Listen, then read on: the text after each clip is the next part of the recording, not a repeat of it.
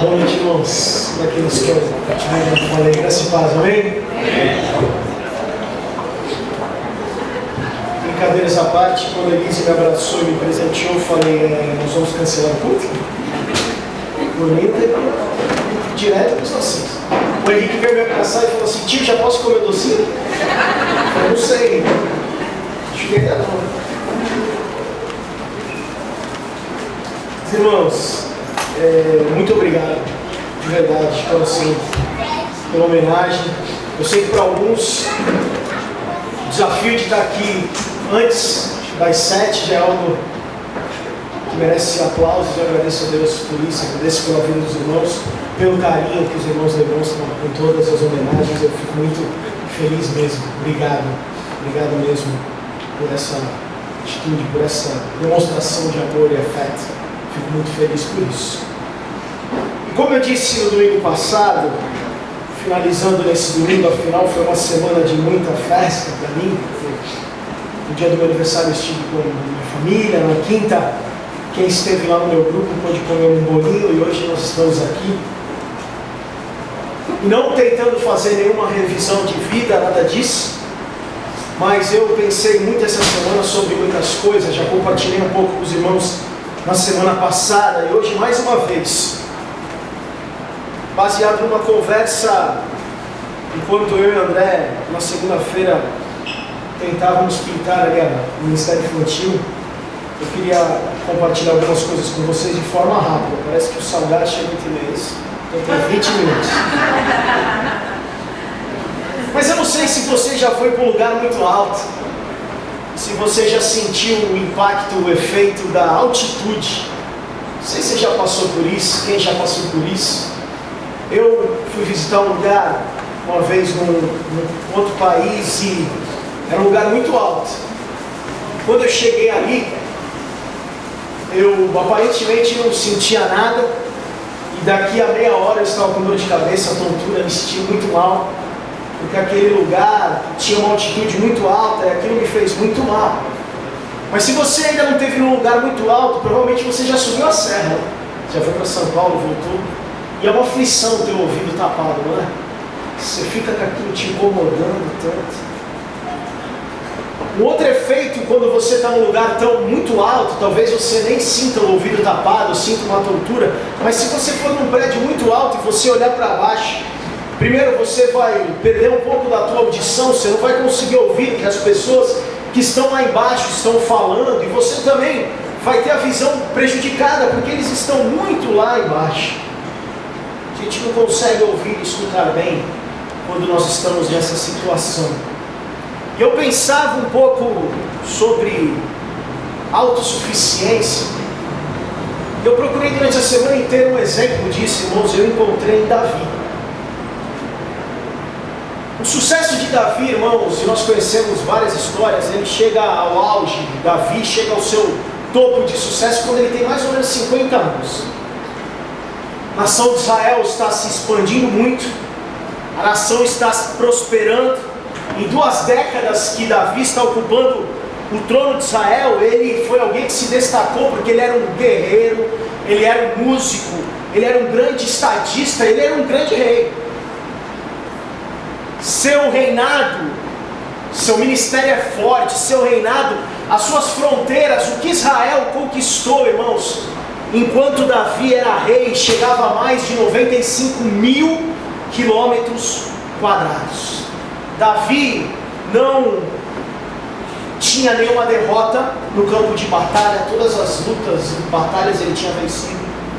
Não existia nenhuma mancha na sua administração. Ele era alguém amado pelo povo, ele era servido pelos seus soldados, ele era seguido por multidões que adoravam Davi.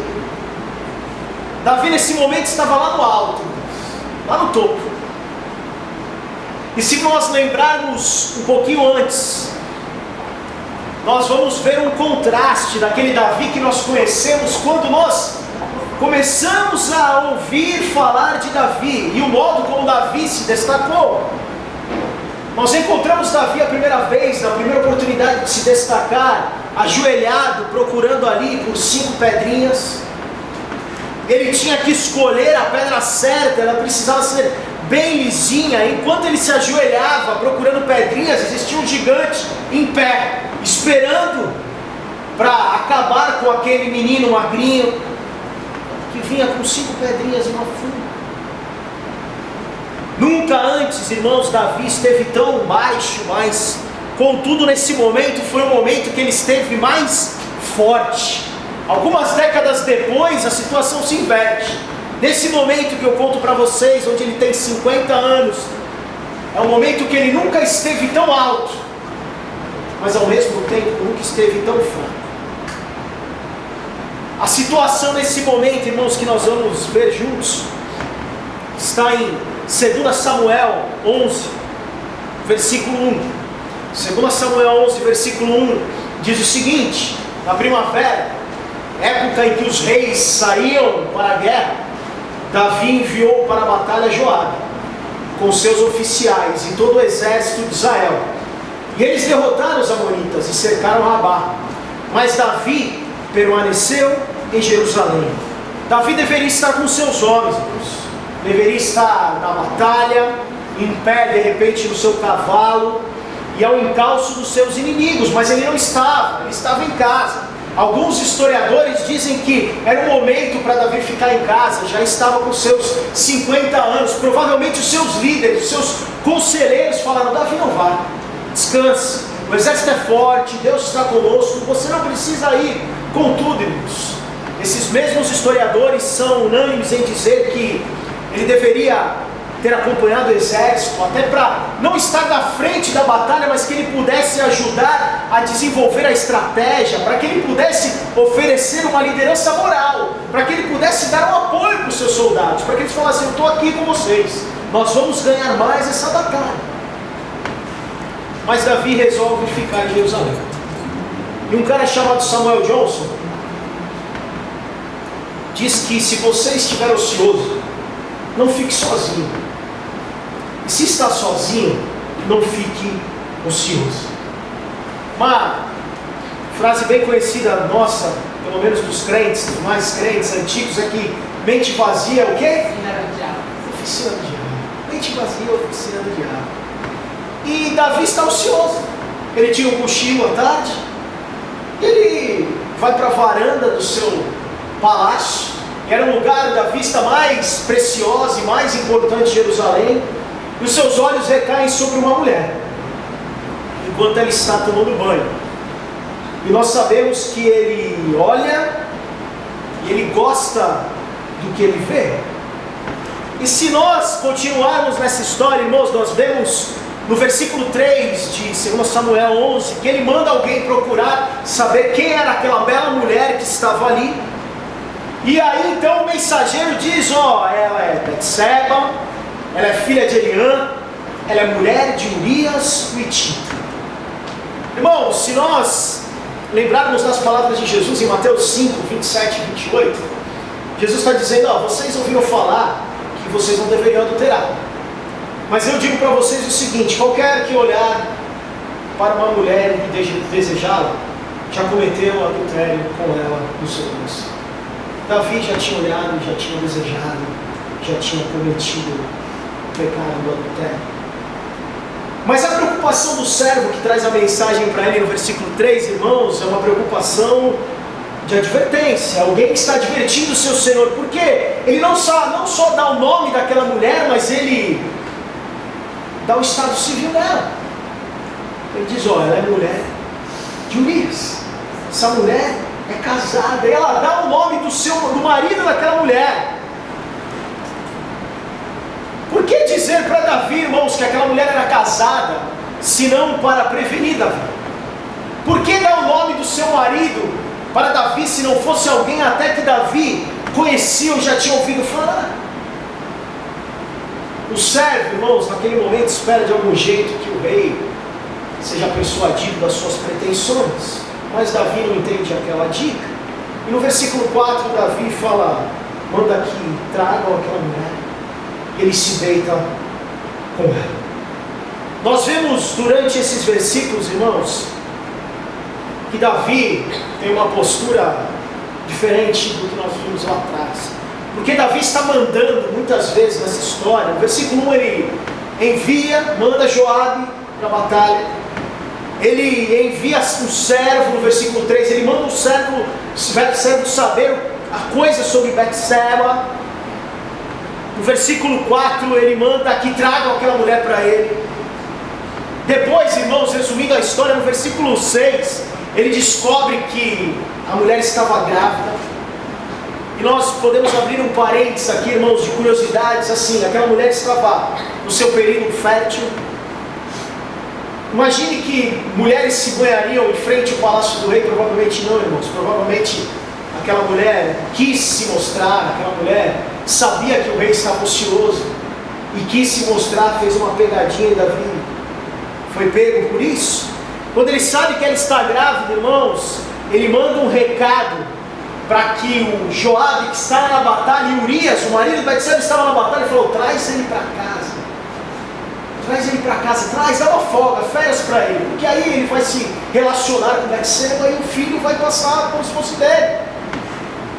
Mas Urias era tão caxias, irmãos, que Urias falou: não posso me deitar com você, Betseba, enquanto os meus amigos estão batalhando lá.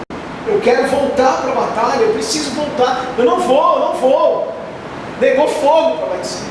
Eu quero. Davi então fala o seguinte: mais uma ordem. Manda Urias novamente para a batalha, mas pede que ele seja colocado na frente da batalha, para que ele fosse morto. E aí no versículo 27, irmãos, Davi dá mais uma ordem. Ele manda, depois que Urias é morto, ele manda então, na tentativa de encobrir a verdade, que eles tragam a viúva Betseba, ele se casa com ela. Nós, irmãos, eu não gosto desse Davi que exige, que manda, que... Nós preferimos outro Davi, um Davi que pastoreia, um Davi que cuida do rebanho, um Davi que lança a sua funda com força, um Davi que adora, um Davi que escreve salmos. Esse Davi não é muito legal. Mas o que aconteceu com ele? É o mal da altitude, irmãos. É o mal de estar no topo da montanha. Foi isso que aconteceu com Davi. Ele estava muito no topo e não soube lidar com os efeitos disso. Quando muitas vezes a gente, irmãos, está como Davi, na crista da onda, a autossuficiência toma conta da gente. E Davi se tornou autossuficiente. E a definição para autossuficiência, irmãos, é alguém que não pede ajuda, alguém que pensa que consegue tudo ou fazer tudo sozinho. É uma sensação de suficiência própria. Eu sou suficiente, eu não preciso de ninguém, eu não preciso de nada, eu me basto. Por que eu preciso de Deus? Que é isso mesmo? Eu nunca fiz essa pergunta não. Eu preciso de Deus. Mas então eu faço mais 3 perguntas para você. Por que nós precisamos da igreja? Por que nós precisamos dos nossos irmãos? Por que nós precisamos dos nossos amigos? Por que nós precisamos da nossa família? Irmãos, todas essas perguntas são as mesmas, porque se eu e você somos servos de Deus, que vivemos para a honra e glória do nome do Senhor, se nós somos os representantes de Cristo na terra, irmãos, nós somos os filhos de Deus, que temos uma missão de ter esse relacionamento com Deus, de levar o Evangelho, irmãos. Quando eu acho que eu não preciso de você, irmãos, é como eu não precisasse de Deus, porque você é o representante de Deus aqui. É você, o milagre vivo para me abençoar é você. Aquilo que é impossível Deus pode fazer, mas o que é possível Ele te manda para fazer, para me ajudar, para me abençoar. Davi perde o rumo, perde a noção, se coloca acima das leis, se coloca acima de Deus. Eu particularmente confesso, irmãos, que eu tenho muito medo de autossuficiência. Sinceramente, é a coisa que eu mais tenho medo. De pensar que eu posso estar aqui nessa noite falando para você, porque eu tenho capacidade de juntar alguns versículos numa folha de noite. Autossuficiência, irmãos, de achar que meu trabalho é porque eu sou muito bom profissional. autossuficiência de achar que meu apartamento, meu carro, que seja minha bicicleta, minha roupa, qualquer coisa que eu tenha, que você tenha, irmãos, é algo que é fruto somente do meu braço. O Davi esqueceu de tudo que Deus tinha feito na vida dele. Ele não precisava de ninguém, não precisava de nada acima da lei. E muitas vezes, irmãos, nós passamos por isso. Nós achamos que não precisamos de ninguém, não precisamos de nada. Uma vez, eu e a Elise, na tentativa de aconselhar o marido num casal que estava se separando. Graças a Deus, eles hoje estão juntos novamente. Mas na tentativa de nós tentarmos ajudar. Nós somos famílias, irmãos, todos precisamos de ajuda. Eu ouvi daquele homem que ele não precisava da minha ajuda. Eu tenho muitos anos de igreja. Eu sei o que eu preciso fazer, eu não preciso de nenhum aconselhamento. Eu não preciso de nenhuma reunião.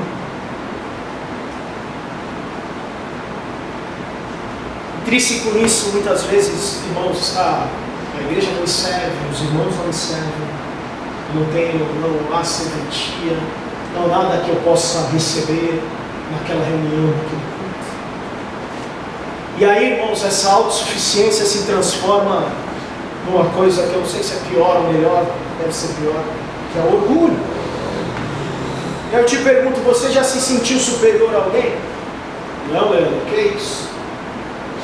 Às vezes a gente convive com pessoas mais simples, até que estão prestando serviços para nós, um manobrista no estacionamento, um balconista no supermercado, um vendedor na rua. E às vezes nós estamos tão altos, nós perdemos a visão, a audição e nós tratamos as pessoas como se nós fôssemos superiores. Nossa audição fica prejudicada, nós não ouvimos as situações onde Deus fala conosco. Nós não conseguimos ter a consciência desperta. E nossa visão, muitas vezes nós não conseguimos ver as pessoas.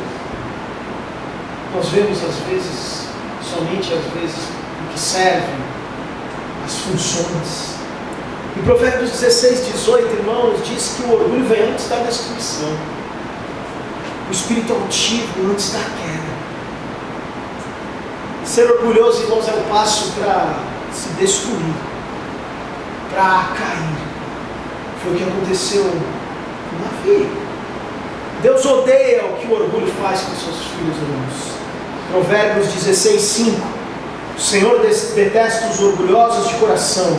Sem dúvidas, esses orgulhosos serão punidos.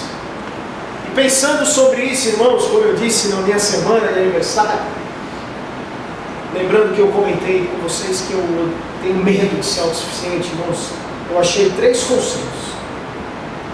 Eu vou compartilhar nos 4 minutos que me faltam antes do salgadinho. Romanos 12, 3.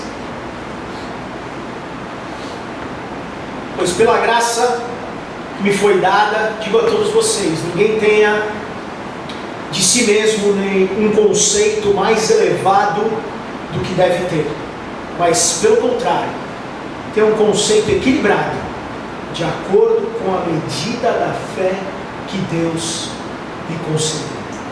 Busque humildade. Humildade não significa pensar coisas inferiores sobre si mesmo, mas pensar menos em si mesmo.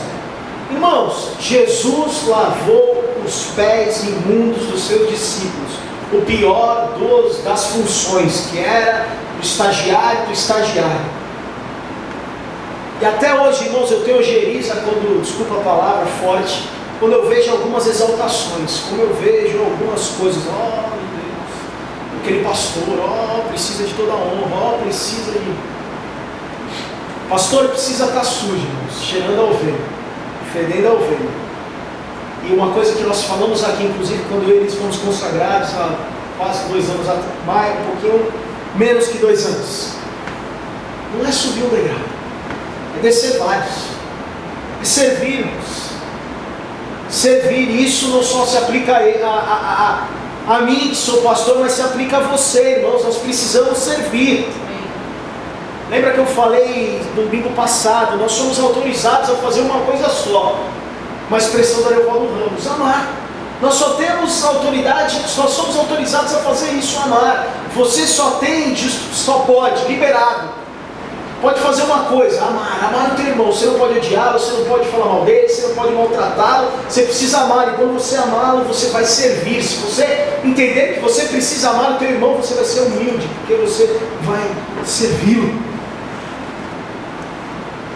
Ninguém aqui, irmãos, tem é melhor que somos todos iguais, cada um parte de um corpo.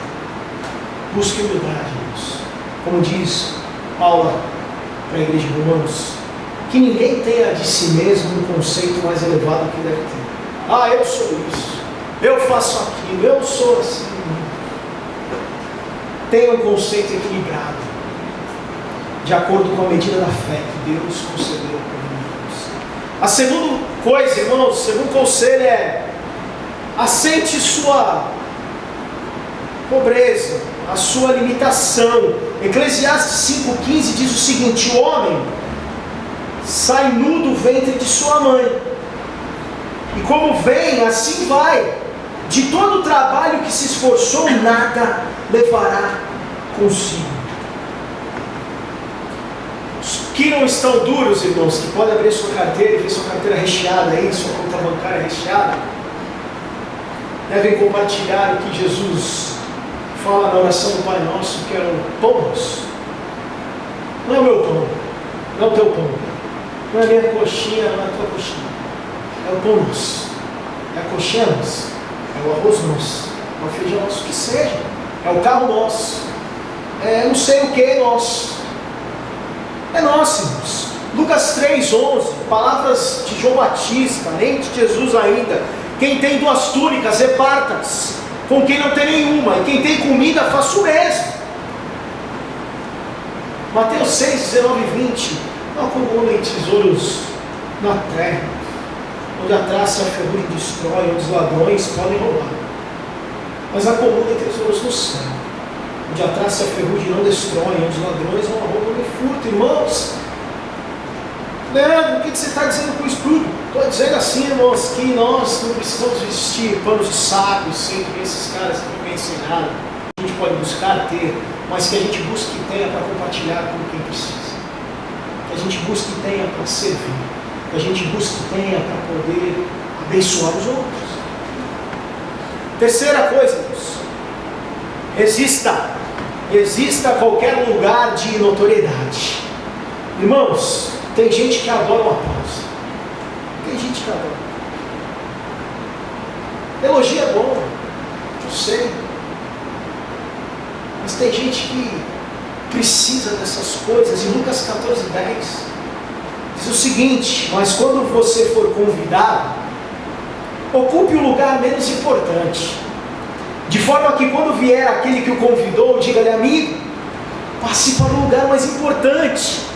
Então você será honrado na presença de todos os convidados. Jesus está dizendo o seguinte: tu vai chegar lá na mesa, tem a cabeceira, né, o lugar de... senta no cantinho, porque aí o cara que te convidou vai ver: não, você precisa sentar no melhor lugar. E aí você será honrado perante todos, irmãos. Você chega no lugar com uma atitude de humildade, uma atitude de se colocar menor do que todos aqueles. E se for preciso, você vai ser honrado. Mas muitas vezes a gente quer a notoriedade. Muitas vezes a gente quer os aplausos. Muitas vezes a gente quer os elogios, como é bom. Mas tem gente que deseja muito mais, irmãos. Tem gente que deseja um púlpito, tem gente que deseja um microfone, tem gente que deseja ficar aqui, como nós falamos hoje de manhã, os meninos aqui. Nós viemos numa época onde o púlpito era um lugar santo. Você não podia subir ninguém no púlpito aqui com pecado, que era queimado. Se fosse assim, eu estaria queimado. Queimadinho. Irmãos, Precisamos fugir da autossuficiência. Precisamos nos manter dependentes. Dependentes de Deus, irmãos, nós dependemos de Deus. Nós precisamos de Deus. Ah, Leandro, mas o meu salário que pinga lá na conta, dia 15, dia 30, é porque eu trabalho muito. Irmãos, eu tenho um lado legalista na minha vida que quando eu não venho, por exemplo, numa quarta-feira à noite, eu sinto falta quando eu não venho quarta-feira orar, eu fico sem saber o que está acontecendo na vida dos meus irmãos. Tem um lado legalista meu que fala assim: amanhã vai dar tudo errado na tua vida, porque tu não foi para a igreja. Amanhã vai dar tudo errado. O chefe vai brigar contigo, o carro vai quebrar. Aí eu venho, porque eu tenho medo do que vai acontecer na quinta-feira. Mas aí, irmãos, tem outro lado que fala comigo, que é o lado da graça de Deus, que fala: bem, tu não precisa ir, mas tu está indo porque tu ama os irmãos, tu está indo porque tu adora Deus, tu está indo porque tu vive para a honra e glória do Senhor. Aí eu venho alegre, aí eu venho porque Deus mandou Jesus Cristo, seu meu filho, para morrer por mim e por você, de graça.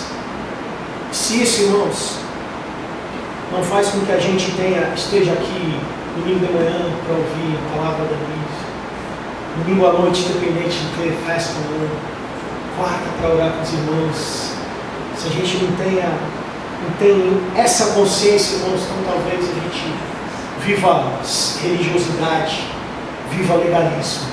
Porque se a gente vive na graça, irmãos, então a gente corre para Deus. E Deus está representado aqui nessa comunidade. Eu e você somos representantes desse Deus. E é aqui onde nós recebemos o carinho de Deus através do abraço do nosso irmão. Onde eu recebo o carinho de Deus com a homenagem que vocês fizeram. Onde nós recebemos o carinho quando o irmão diz que orou por você. Quando o irmão pode orar por você. Eu queria terminar lendo João 15:5. Você pode abrir comigo? João 15:5.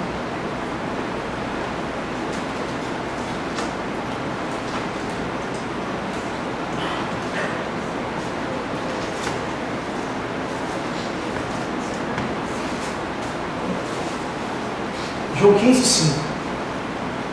Eu sou a videira, vocês são os ramos. Se alguém permanecer em mim e eu nele, esse dá muito fruto. Pois sem mim, vocês não podem fazer coisa alguma. Vou ler novamente a parte dele. Pois sem mim, vocês não podem fazer coisa alguma. Precisamos nos manter na videira. Precisamos nos manter dependentes da videira. Porque quando o galho é quebrado, irmãos, o galho morre. Porque a vida vem da árvore. E as árvores são os nós. Se mantenha dependente. Desça da montanha. Talvez você fique surpreso enquanto a gente ouve e vê. E quão muitas vezes é mais fácil de viver e de respirar. Se mantenha dependente. Não esqueça disso, Deus. Nós precisamos de Deus.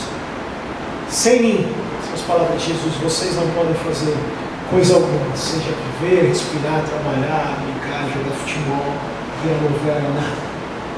Nada, Deus. Nada sem Deus tem sentido. Que nós possamos deixar o orgulho de lado, possamos viver uma vida dependendo desse Deus. Porque Ele é o nosso Senhor e Rei, soberano, Senhor das nossas vidas. Amém?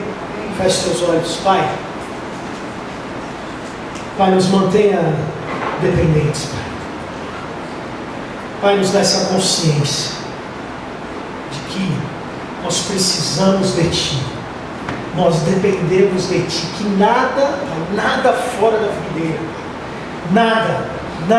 Nada fora da videira tem sentido, tem razão, Pai. Nós precisamos viver em Ti, viver conectados a Ti, Pai. Precisamos viver com essa consciência que dependemos de Ti. Pai, que possamos entender isso, Pai, e viver Te servindo, Pai, buscando unidade, deixando de lado qualquer notoriedade, Pai, entendendo que o que temos é para servir a Ti através da vida dos nossos irmãos. Nos ajuda, Pai, nos ajuda a manter os nossos olhos em Ti, para a honra e glória do Teu nome. Minha oração. Amém. Deus te abençoe.